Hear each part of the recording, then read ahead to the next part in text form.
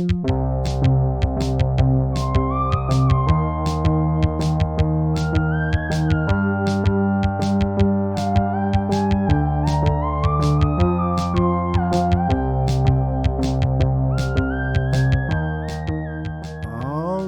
everybody, welcome back to Detecting the Marvelous. This is our podcast about doing comic books. We read comic books, we talk about comic books, we comic life, and I am here with our co-hosts. My name is Dan. Did I say that? I can't remember. But I'm here with Shahara and Matt, who are our co-hosts, and our special guest, who has a special connection to our show because he's also done our logo, and he's also done posters for shows that I've done as well. Please welcome Ben Steamroller, amazing artist. Thanks for joining us, Ben. Hi, thanks for having me. Woo-hoo! Oh, please. This is really exciting. It's really great to have you, and you chose a really cool classic issue. Wolverine number 90 is what we're going to be discussing today. Yeah, I'm really excited to talk about it. Now, before we get into Wolverine 90, what drew you to comics? As a kid, I think I got a start in collecting comics because my brother and I would collect trading cards of Marvel characters and DC characters. And from there, we'd draw our own characters and stuff like that and come up with stories for our own characters. And then seeing those characters on the cards, we wanted to know more about them, so we'd get the comics and just started and escalated and snowballed from there. Do you remember your first comic? The first comic I ever had, I don't remember. The first comic I bought myself was Silver Surfer number 75, which was in the 90s. They were always doing like those chromium covers with like that silver reflective cover, and it was Silver Surfer, which at the time just looked super cool, and just him fighting one of the Heralds of Galactus in that issue. That era was really like the birth of the variant covers. I remember I had like all of the Spider-Man number ones from that era kind of thing. It's like, this is just getting to be a bit much. Yeah. Already out of the gate, it was a bit much. Yeah, for sure. I remember seeing those chromium covers, and I'd be like, "Oh, now that's how I know this is an important issue. It's chrome." It's like, yeah. Yeah, but they just threw it on any issue. It was never an important one. Do you have like a favorite comic book? That's tough. I love the Sin City series. I love the Scott Pilgrim series. One I'm kind of currently into is called Once and Future, which is a take on Arthurian myths and stuff like that. So King Arthur is a major character in it, but not how you would think he'd be, which I like. Yeah. cool. It's an interesting take on those stories and those myths. And I've also been following the Teenage Mutant Ninja Turtles from IDW, which is kind of the comic series is kind of unlike any of the other iterations in that it's like all of them. It like takes stuff from every kind of version of the Turtles so far, but it's also grown up with its audience, which I think makes it more readable than the more kid-friendly stuff. That's cool. Yeah. So my brother and I bonded over Turtles, but we had very different. I came from the black and white comics. He came from the cartoons, and then we went to the movie together as kids. Right. Me as a teenager, him as a kid. And it was just like, I don't know. Neither of us feel satisfied here. I got into it as the cartoon was coming out. I wasn't familiar with the comics until much later.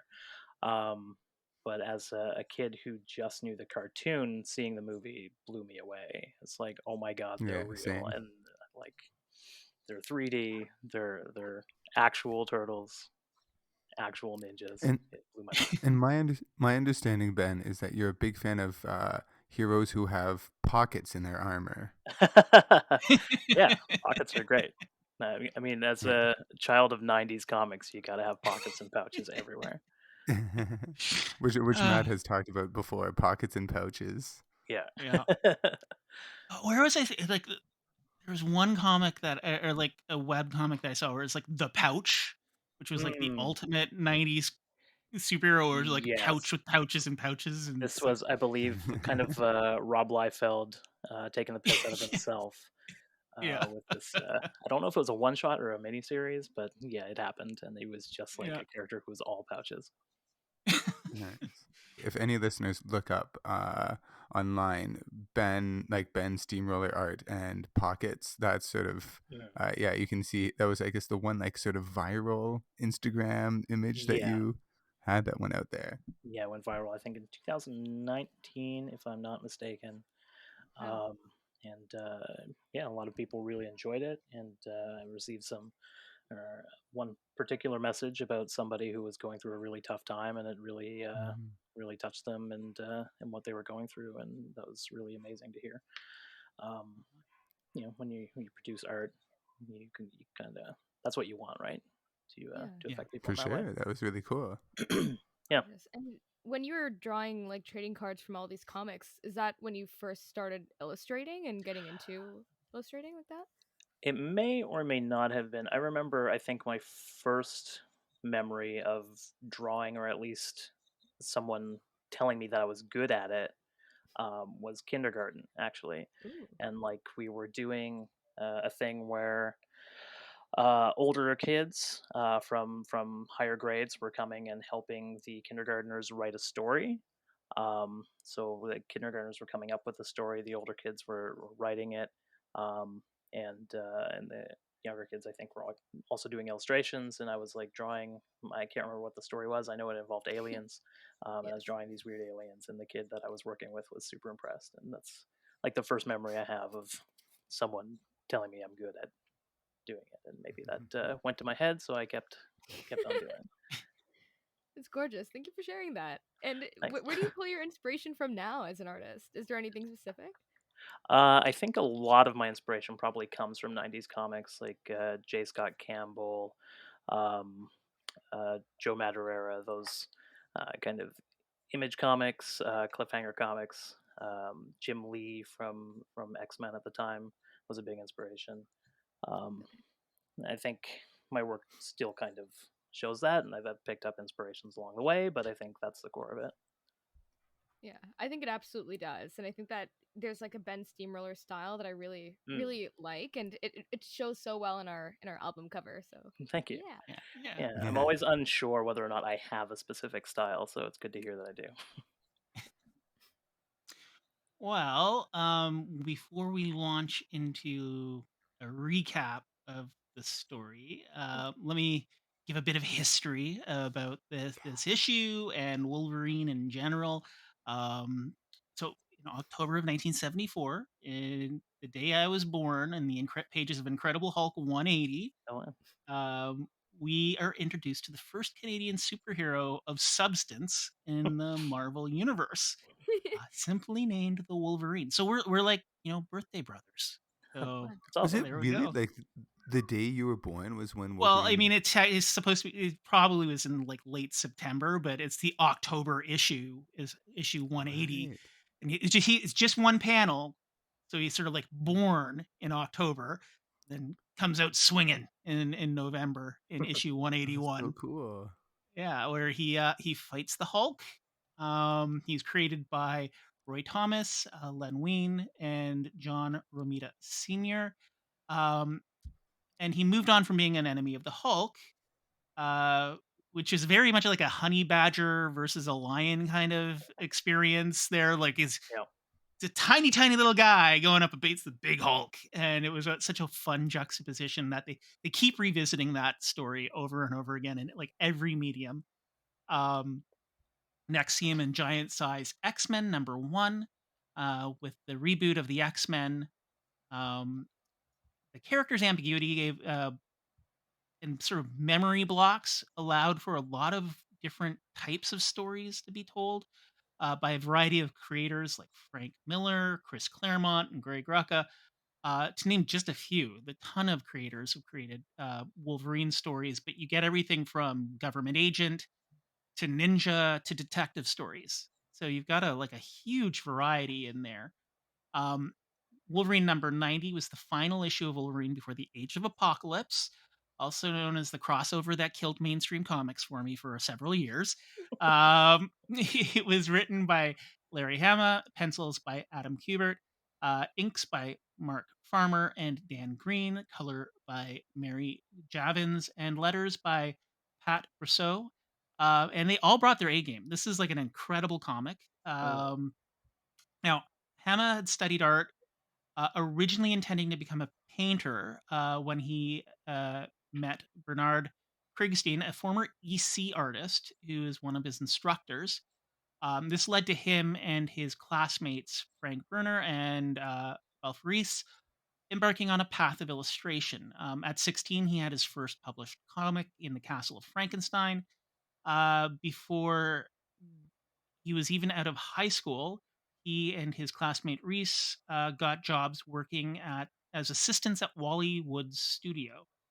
He was published in Esquire and Rolling Stone, and went on to do a host of comics, including G.I. Joe, but also Conan, Spider, Ham, one of my favorite Spider iterations, uh, The Punisher, Generation X, Batman, and many more titles. Um, now, Adam Kubert's father, Joe Kubert, founded the Joe Kubert School of Cartoon and Graphic Arts. He was actually a successful artist, so this is an intergenerational family of artists. He had worked for DC and Marvel. Um, this led to Adam's first gig as a letterer at 12 years old on Sergeant Rock Comics. Because nothing like these big old comic companies like more than child labor. So, but I mean, to be fair, if I was able to go to school and say, "Yeah, I got to letter a comic book for Marvel," I'd be the coolest kid in school. For sure. For sure. Now he graduated from the Rochester Institute of Technology with a degree in medical illustration before attending his father's school. And you can kind of see that in his art. He has a very precise style that I think only something that like a technical illustrator can really bring to the table, at least so readily. He illustrated 17 issues of Hama's Wolverine, starting on issue 75 and running to issue 102. And he's the artist who got Wolverine to lose his adamantium. He illustrated the issue where Magneto ripped it from his body. And after years of working in the industry, moving between the houses of Kal-El and the houses of X, he became a teacher in 2012 and has won the Eisner in 1992 for Batman versus Predator. Cool. Nice. Wow. That is our history lesson for the day. His brother Andy is also a comic artist, and I think I read that his daughter works in comics as and an editor or something. His daughter is an editor as well. Yeah, so it's like a true family industry. Kubert was like the quintessential. I don't know if I'm using that word right, but like he was the Wolverine artist for me back in the day. I didn't realize until I was researching this issue that he's only done 17 issues of Wolverine, at least at that time. Oh wow! Because I also think of him as like the sort of the Wolverine artist. Yeah. What I found it interesting going back to this issue, I mean, aside from the wild choices of pagination, like these foldouts, that was like he. What I thought was cool was he sort of captures that '90s style without giving into the excesses of the '90s style. Yeah. Like the proportions are exaggerated, but not so exaggerated. You look like Steve Trevor, or Steve Rogers. Yeah, Rogers. He has like a barrel in his chest, a literal or barrel. can't like turn his head, and like it's like this this nice balance of the style versus the actual physicality of these people. Yeah, So the art itself doesn't give into that excess. These pages that spread out do, yes. which is part of what I love about this issue. Well, for the audience, do you want to give a quick recap of what's happened in this issue? Me? Yeah, yeah. Sure. Yeah. So essentially, well, it's important to note that in the pages of X Men, Sabretooth has been captive by Charles Xavier in the X Mansion for a while. I believe he escaped one or two times to be thwarted and put back into captivity by Bishop and Jubilee, and I think Forge. Um, and so in this issue, Sabretooth is still in captivity. Wolverine's coming back from a mission. Um, he comes back, he checks in on Sabretooth. Sabretooth tries to escape. Um, he's thwarted by the electronic force field in the doors. He's thrown back. Um, as this is happening, there's like a news report on TV talking about some serial killer who's gotten beat by the police, and sort of the story on the news talking about the serial killer mirrors what we're going to see pretty much between Wolverine and Sabretooth throughout this issue. Um, so yeah, they have that kind of talk. Sabretooth tries to escape and doesn't. Wolverine goes and has himself a little spa day, working out, has a little bath, has a nice meal. I love this panel where he's having his meal with the little ponytail tied back in his hair. I don't know why, but that always gets me. Um, A Molson, some A1 steak sauce, and a little yeah, ponytail. a little ponytail. A little TV tray like this. Yeah, It's so 90s for me. I don't know. yeah, it's very Yeah. 90s. So he's watching this news report, and a psychologist comes on to talk about this serial killer who's also an autoflagellant, which means that he uh, punishes himself with pain, which has kind of gotten him used to pain, which made him, I guess, harder to take down when the police finally found him and were beating him and couldn't kind of defeat him. So then Wolverine shuts off the TV. He goes to bed. He's thinking about what was on the news and realizes that that is exactly what Sabretooth has been doing, going up against this door and constantly failing. Um, so he realizes that Sabretooth's about to escape. He comes down. Sabretooth just busts through the door as he gets there, and the two have a nice little face off for the rest of the issue. It's extremely violent. Um, Sabretooth basically telling Wolverine to kill him. He wants Wolverine to do it, or at least he doesn't think Wolverine has the guts to do it. And he pushes him and pushes him until finally, maybe he does, maybe he doesn't. The issue ends. Age of Apocalypse starts. We never know until months later. I thought that was kind of neat. Kind of reminded me of the last panels of Killing Joke in that it has Mm, that ambiguity of does Mm. he do it, because it's the same kind of dynamic. Is like, did the Joker break Batman? Did, yeah, Sabretooth break Wolverine here? right. Yeah. And I thought that was a neat way to do it, especially since you're going into this like very long hiatus from the regular stories with the Mhm. Apocalypse storyline, to leave it on that kind of tension. Yeah. And I guess the difference there is that Batman doesn't kill. Joker's trying to push him to kill, whereas Wolverine kills quite a bit, but has kind of taken this oath to the X Men that he wasn't going to kind of succumb to his animal side and kill Sabretooth. And towards the end, again, it's left a little bit open.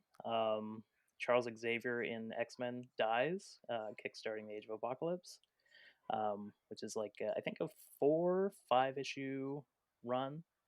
So until Age of Mhm. Apocalypse wraps up, you have no idea how this story ended. It was, like I said, that was the line that the because there was a lot of crossover events back then, but that one had so many stories tied together across different comic books in such a way Hmm. that you're like, oh, I got to get this Gambit as a space pirate, and I've got to get like the X-Men, and I've got to get, well, they say all like just little bits, and is like, you need all of these comics to Hmm. make any sense of it. So, what inspired you to choose this particular issue and this particular story? It was, I think, like a combination of the ambiguity of where it left off, left such an impact on me as I read it in the '90s, um, as well as excuse me, these fold out pages, which are just insane. Like I'm Mhm. actually surprised this comic doesn't have a chromium cover, just with the text just It showing deserves a here. chromium cover. It does. It deserves. Um, but just like the expertise of Kubert's art in here, some of these pages um, could be so hard to follow if the wrong artist were doing them. Particularly the last fight. Um, but he's so good at just making it easy to follow. You know where to look. You know where your eye needs to go to see the next panel, and just like because he was such the ultimate Wolverine artist for me. Um, just these huge pages are just so nice to look at, and the details in them are amazing. Um, this room that they're keeping Sabretooth in with all of this like weird sci-fi panels all over everything that they're just kind of there to make the room look complicated. It's so very '90s. Um, but yeah, just this fight scene between them with these fold out pages, it's so memorable to me, and yeah, and Yeah, it's just I was great. gonna say because they for like an issue also that is like half of it is a fight basically. Hmm. It is still very like engaging and has like it still feels like there's like a lot of plot and story in it, even though Yeah, Yeah. it's like so much fighting. And like you said, like you don't because sometimes you read comics and it just sort of shows like it's almost like it might as well just be like two people like punching in a cloud kind of hmm. thing. Yeah, So like the way that one is the way it's done, I feel like similar to I remember someone I was watching a video of like Mad Max Fury Road and how like that's like chaotic action, but you always know like you're not lost because like it always shows you where to focus your hmm. eyes. Yeah, The way that was directed. yeah, Similarly, I think the way this fight is drawn, like you see how things move and stuff like that. So it yeah, like it isn't like, oh God, where am I? Or just like just draw a few panels of chaotic violence. It like yeah, is and like with them also talking because this was like my favorite rivalry as a kid was just like Wolverine constantly fighting Sabretooth and like yeah, it'd be always be like you killed my like girlfriend or my best friend and like I'm gonna get you this time and so yeah. yeah. And I recently reread The Death of Superman, and it's kind of interesting because the counterpoint to this being so economical, even though Mm. it's a fight, you feel like there's story momentum. There are entire issues you could just throw out, and you would lose nothing from Death of Superman. Oh, really? Right, yeah. Yeah, it's just like 6 pages of, like, Doomsday just wailing on small animals, Yeah, Right, and yeah. and it's just like, "Okay, we get it, he's evil." You know, he's just a monster, you don't need to. So whereas this, there feels like actual stakes, and it feels like there's actual thought into the actions, not just randomness, right, and just, like, violence for violence sake. right, Mhm. Which is an interesting counterpoint to the, "Oh, we're seeing too much violence on television," that you get in the one sort of, like, narrative right on the that's running news. through. Yeah. Yeah. Um. Yeah. Sorry, I was gonna say something and then I lost it. Um. But yeah, oh, I was gonna say with these like fold out pages again, going back to those. It's a 22-page comic technically. With these extra folding pages, it could have been a bigger comic. It could have had those as individual pages, but it didn't. Um, I think the result is that they could have told more story, but they told just as much as they needed to, I think. And with those fold out Yeah. pages, they just concentrated on the big moments in the story and really like exploded what could have been a normal splash page. It's now 3 or 4 splash pages. Um, it's extravagant, but also it's kind of subdued in the story that they're telling. It's kind of neat because it feels like the choices are all very deliberate. Like, we Yes. talked about those chromium covers, which were just basically nonsense or marketing. This Yeah. feels like like the double cover, when you fold it out, being one actual image, is it's artistic choices, not marketing decisions, which Yeah. is very it's nice to see back in the 90s. It was not always the Yeah. case, with 90s comic books. Yeah. Um, I was just gonna say, even like in some of the images on the news of this serial killer, where the police are beating him, you see his face, missing teeth, and he's all mangled and stuff like that. Even some of those images mirror what we see at the end when the two are fighting and mhm. smashing each Mm. other's faces into walls and stuff like that. I just love that that kind of two stories happening and both reflecting each other. And it's very interesting. Yeah, I was gonna say it's really striking. I mean, especially going back to the fold out pages, the amount I mean, the even just like on an artistic level, like the proportions that it takes to cover 4 pages, and it's not a Hmm. page per page read. Like what can happen on the top of a fold out is like the same image that will happen on the last page of that fold out, and it's like a Hmm. 4 page piece of art that Yeah. tells one singular story. And I Yeah. mean, like specifically, I'm looking at. I mean, even the last page of the cover with like him with his 2 claws between the face of Sabretooth, like Yeah. threatening that third claw, or Right. even that I'm calling it like a sunset disco cascade panel Mm. where it's like this whole fight that's happening and it goes all the way down the page. And Oh, that's right. Yeah, it, yeah, I see what you mean. yeah, I know that's a weird way to put it, but I think that But I don't know, it was the first time that I'd read something where it's not like, okay, this is page 1 and then it's different Mhm. from page 2. It's a whole piece of work, and I thought that was Yeah, really interesting. It was very and I don't know striking. if I've seen this done quite this way since then. I've seen a fold-out page here and there, but never like this. Yeah. And I've been tempted many times to cut out some of these pages and use them as wall art. And yeah. I actually, you can see over here, I do have the cover framed Oh up wow. on my Oh wall. wow. Um, but yeah, some of these fold-outs are just so beautiful. I love this one where Wolverine is throwing Sabretooth up against the wall. Um, Wolverine is just like expertly drawn with the ripped up costume and the hair coming out the side and everything like that. And then Yeah. Sabretooth's face is just sort of muddled into the wall. It's just a great combination of like high detail and just like uh, I wouldn't call it no detail, but it's certainly it's not proportional. It doesn't look like Sabretooth. It's just like Yeah. very stylized, I guess you would say. Um, Yeah. but I just love the juxtaposition between what Sabretooth looks like getting his face smashed against the wall and Wolverine as he's doing Absolutely. I always love seeing Wolverine's hair sticking out of his it. costume because Yeah, that's how you know he's been in a really big fight. that's right. Yeah, Yes. Uh, Especially when like his the arm hair starts coming out. That's the, yeah, oh no, things are getting serious now. for sure. And then like Shahara said, like the I love the image of the like two claws on either side of his yeah, face, and then they're like and then just hearing the schnicked, and then we're like you'll find out in a month or so. yeah. And we don't. Yeah, we hear the snicked. We see like a panel of what looks like a glass eyeball breaking. Like a shattering, yeah. Yeah, but we Hmm. don't know. Like, is that Sabretooth dying? Is that because he's also got a healing factor like Wolverine? Um, so does like if he put up that third claw through his brain, does that kill him? Does it not? We don't Okay. know. Of course, that was 30 years ago, so we do know now. But Yeah. ironically, Sabretooth being the way he was in this comic, being like, I can't be redeemed. I will kill everyone you love.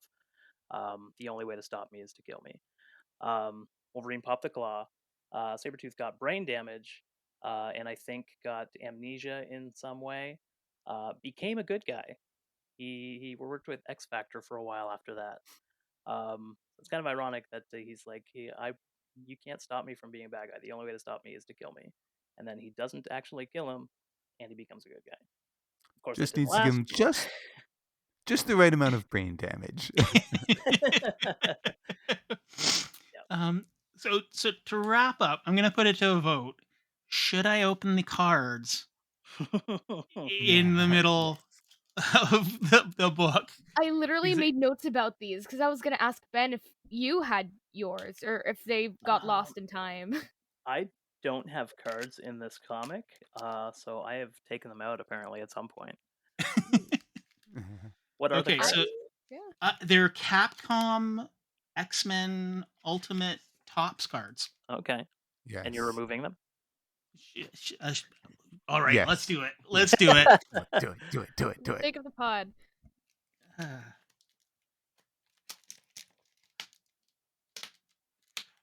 Oh, and gotta remember, want to thank I'm gonna have to look it up. I think it's Paper Products. I bought this on eBay. Let me look up the name of the seller because he got it. He shipped it to me extra fast from British Columbia. Oh, nice. Cross country. Yeah, so he got it. Paper Things. So if you're looking for comic books or trading cards on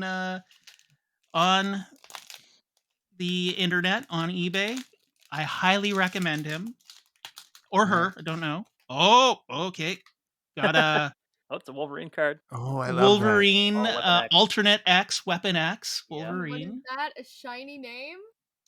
Yeah, that's. I think there's some chromium in that card. There's some chromium here. Yes. Then I've got Baron Dark from the 95 Fleer Ultron Skeleton Warriors. Okay, I think, you know what? I think I did have those exact cards. It may be like the exact same cards in every one. They probably packaged the same cards in every book. Now that you showed them to me, I'm like, yeah, I remember these cards perfectly. Let's see what's in the other one. No Did reselling you all have this. the paper copy? Or were you reading online? I read the online version, and I told Matt that I made it my life's mission to find it in person. I spent an hour in the BMV bookstore downtown, like searching through every single floppy that I could, and could not find it. Oh no, so, that's too bad. Yeah. Oh, that's a bit of the second sleeve is a bit of a fake out. It is just a sweepstakes entry. You got to enter those sweepstakes, Matt. Yeah, I wonder if it's still good. Yeah, no. 30 years later. 1994. So, yeah. But yeah, so pretty cool. I'm gonna have to put these up on my door with my my Firefly and SNL postcards. So nice. Excellent. I love that talking about the death of Xavier and the Age of Apocalypse. I love that they're advertising in-person memorial for Charles Yes, Xavier. I was gonna say one of the best part about getting these old comics, like from either in paper or from less legitimate sources, is you get the old ads. Yeah, I love looking at it. So things like that, which would be stripped out of the Marvel Unlimited version, kind of thing. It's like it was a different time in comics. It was like it was kind of like a peak and a low at the same time. In a lot of ways, I was growing up on those comics, so I don't see a lot of. I see some of the low for sure, but I don't see a lot of it. But older comic readers and older comic collectors definitely like to point out that the '90s were a fairly bad time for comics. Yeah, but I mean, to be fair, everybody says this X time is a bad time for Y when it's not theirs. Yeah. So I mean, there was some amazing stuff. You had like Image giving a new platform to all these creators. You had new types of stories coming out that hadn't been told before. You had people experimenting, and at the same time, you had the excesses of the era, like with the chromiums and the variants and the gimmicky stuff that was sort of born out of that era. The huge, ridiculous guns, the spikes, the pouches. The pouches. And the leave you like the tiny ankles. That is like, come on, just like make an effort. The guy didn't like drawing feet, and you know what? I get it. Feet and hands, they suck. So if people wanted to see your work, watch what you're up to, where could they find you? They can find me at Ben Steamroller on all of the socials, except where they can't. If they want to get in touch with me for commissions, they can go to my website, bensteamroller.com, and contact me there. Um, I don't currently have any comic projects that are online, so I can't send you to any of those. Um, but I always have something in the works, so I'm sure something will pop up at some point. Awesome. Well, thanks for your time today, Ben, and we're looking forward to seeing your work in the future. Yeah, thanks for having me. for This sure. was a lot of fun. Thank you so much.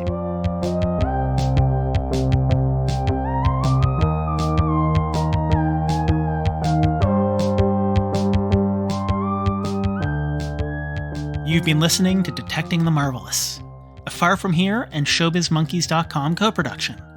Your producers are Dan Rosen, Matt Erdill, and Shahara Ghaznavi. Music by Glenn Bouchamp, and art by Ben Steamroller. Thanks for listening, and remember, true believers, Excelsior!